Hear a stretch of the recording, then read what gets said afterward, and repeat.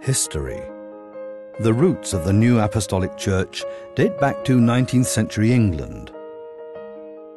It was there in the 1820s, in the aftermath of the French Revolution and the industrialization of Europe, that what were known as revivalist movements came into being.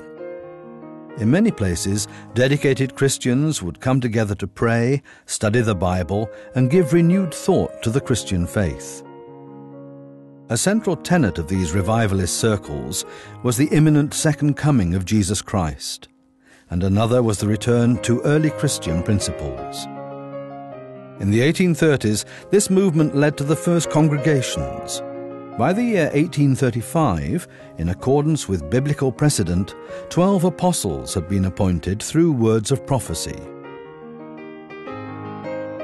These apostles were to lead the newly established Catholic Apostolic Church until the return of Christ, which was considered imminent. Over the ensuing period, the Catholic Apostolic Church also spread from England to Germany, where more and more congregations were established. When 3 of the apostles died in the year 1855, there was disagreement as to whether any new apostles should be appointed or whether the church should just continue to see its mission through. Differences of opinion over these and other questions led in 1863 to the establishment in Germany of the General Christian Apostolic Mission, from which the new apostolic congregation eventually emerged. Since 1932, the name New Apostolic Church has been in use. The teaching ministry of the apostles is something the New Apostolic Church has retained from its beginnings. In 1897, the chief apostle ministry developed under Apostle Friedrich Krebs, who himself occupied this ministry until his death in 1905. Since then, the chief apostle has been the guiding voice in all theological questions and the guarantor of the unity of the Church.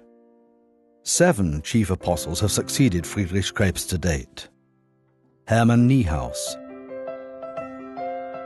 Johann Gottfried Bischoff, Walter Schmidt, Ernst Streckeisen, Hans Urwieler, Richard Fehr, and Wilhelm Leber.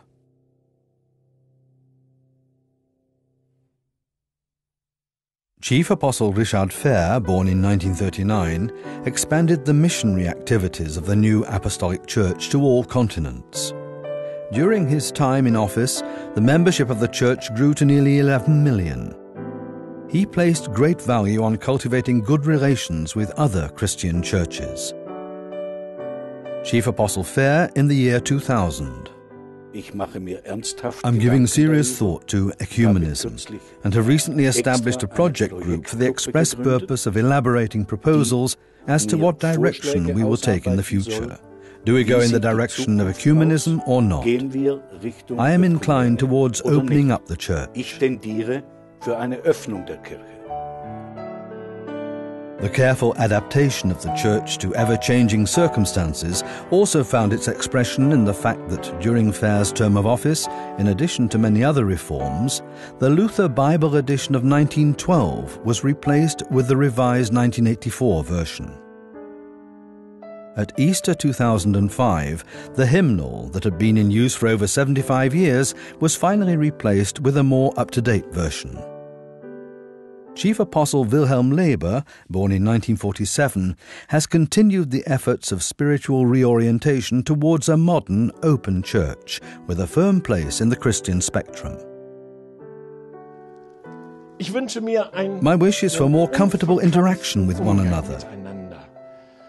Let us truly achieve a pleasant working relationship, independent of individual ideas and convictions of faith. Let us show one another mutual respect. Let us seek and cultivate the things that we have in common. And on this foundation, let us do our part to strengthen Christianity in a world in which Christian values are increasingly being pushed into the background.